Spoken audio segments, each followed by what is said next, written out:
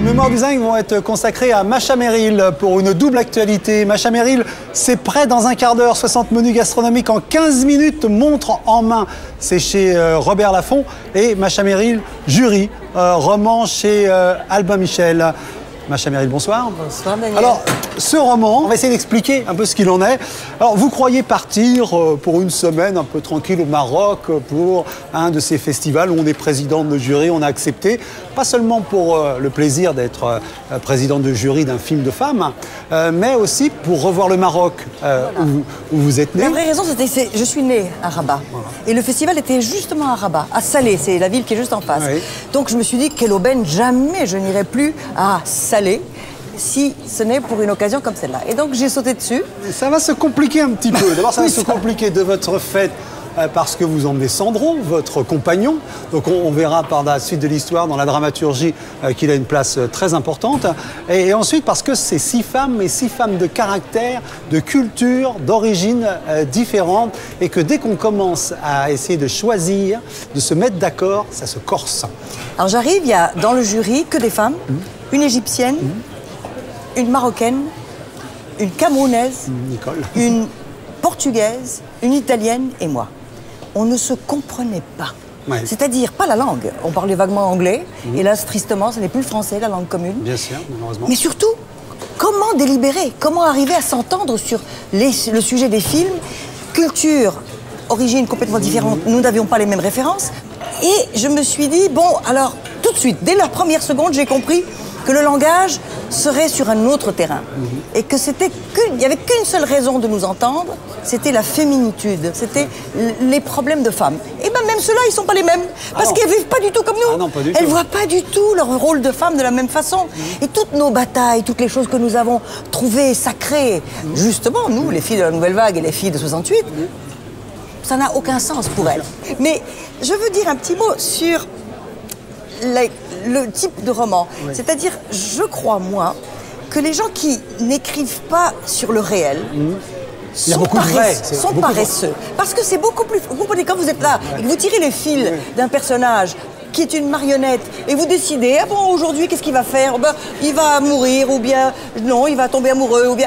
C'est quand même beaucoup plus facile que de coller au réel et aux choses que l'on a vécues. Là, vous collez très près au réel. Alors, j'ai mélangé plusieurs histoires. Oui, alors, mais non, comment on fait pour s'y retrouver? Alors, parce qu'il y a une histoire qui... Prenez tout ce comme c'est assez vrai.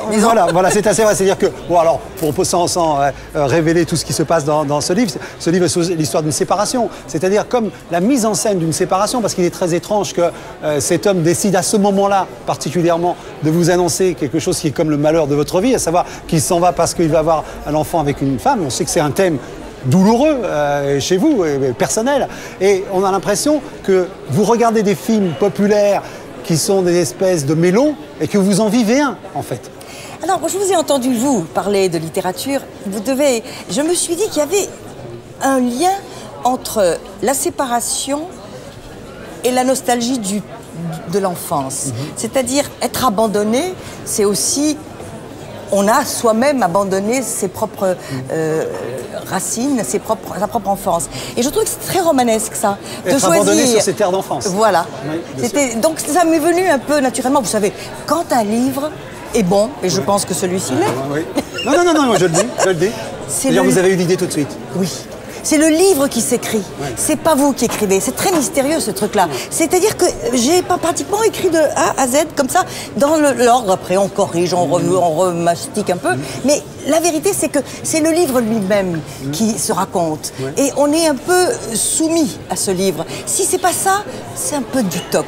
Si on est trop maître, si on construit, c'est pas très juste. Oui. On dit quelques mots quand même. Ah oui, oui, bien sûr. De C'est près dans un quart d'heure.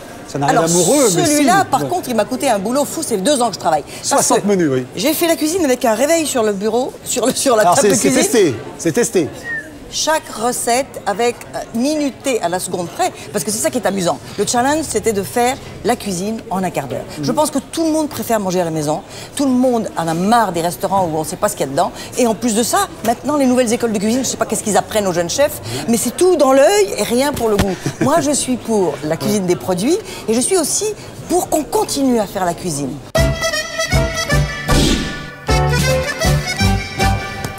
Pensez à quelqu'un?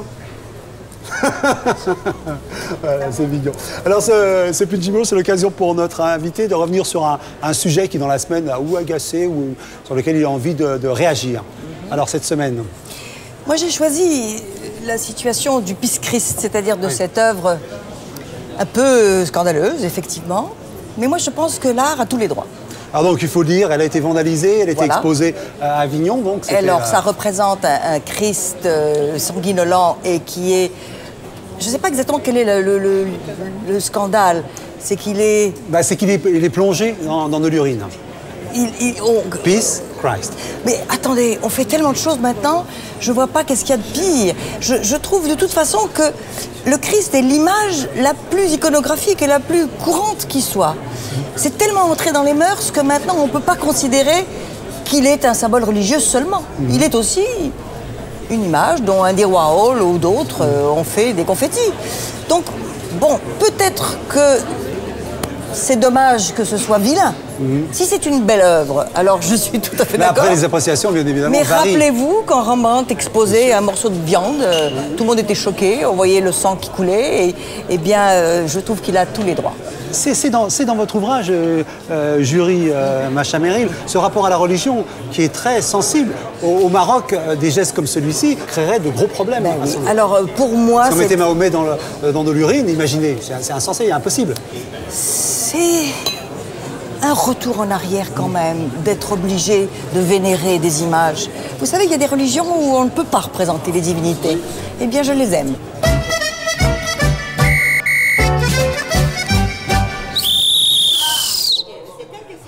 Voilà. Vous voyez, on arrive à tenir le calme. Un peu d'autorité. Avec un petit truc comme ça. C'est pas mal.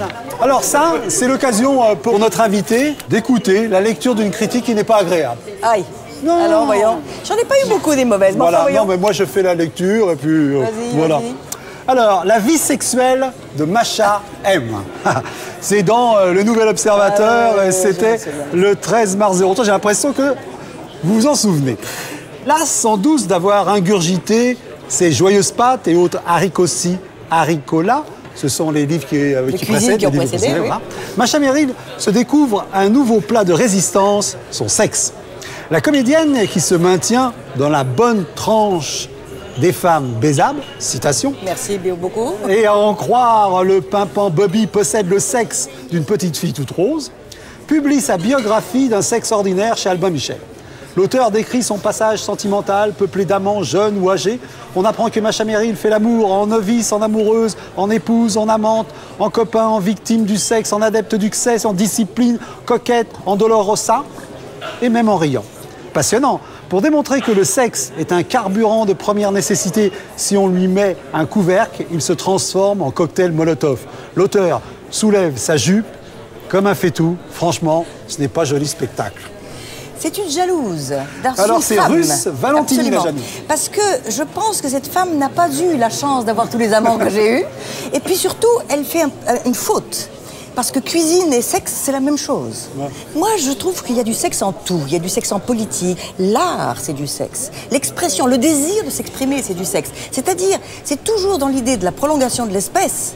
C'est-à-dire d'exister, de marquer comme le petit poussé, des places pour que d'autres puissent se repérer.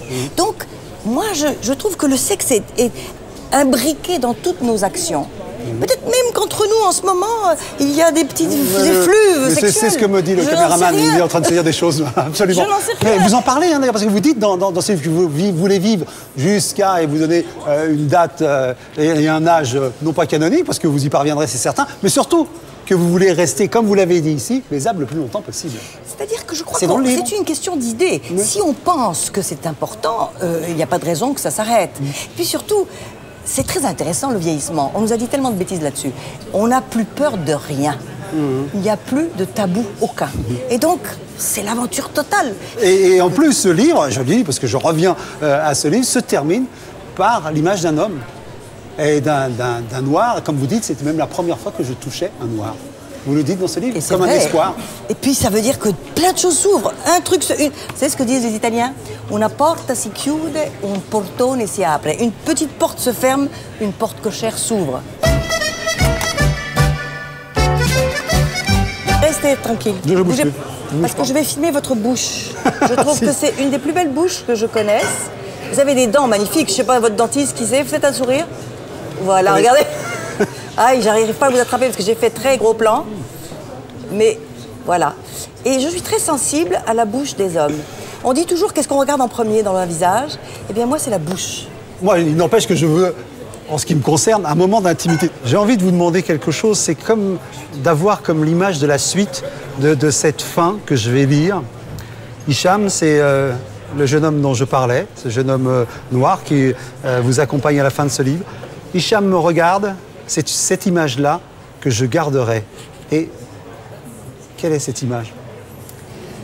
C'est l'image d'une ouverture à un homme suivant, un homme qui suivra, et surtout à d'autres hommes, à des hommes que peut-être je n'avais pas considérés jusque maintenant, des hommes que je pensais ne pas être justes pour moi. Parce qu'on est plein de préjugés, vous savez. Vous avez ce genre de préjugés? Mais on en a plein, mais pas parce qu'il est noir. Oui, oui. Mais je veux dire parce qu'il était jeune, parce qu'il était beauf, Il est parce beau, qu'il oui. était, je ne sais pas. Pour moi, c'était une catégorie exclue. Et puis tout d'un coup, je me dis mais pourquoi pas?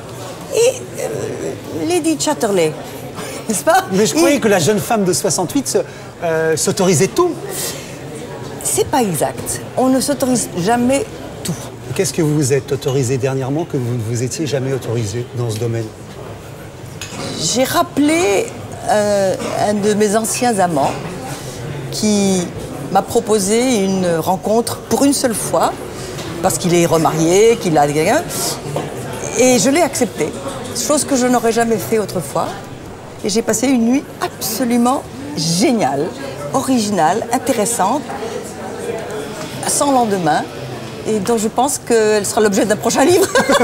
Mais il doit peut-être cette nuit à ce livre. Peut-être. Peut-être. À ce livre dont vient de parler avec vous, Macha Merrill, jury, roman chez Albin Michel. Tout autre chose, mais le rapport, chacun maintenant l'a compris. Macha Merrill, c'est prêt dans un quart d'heure, 60 menus gastronomiques en 15 minutes, montre en main chez Robert Laffont. Je voudrais vous faire un cadeau. On a parlé beaucoup de femmes.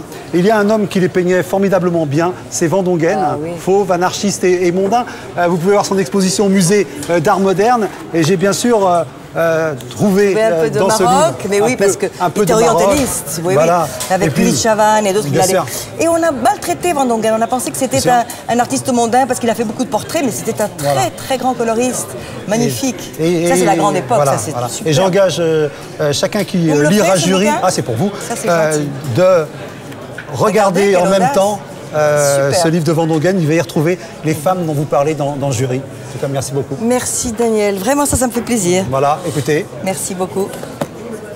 madame. Princesse, vous diriez. Princesse, pardon.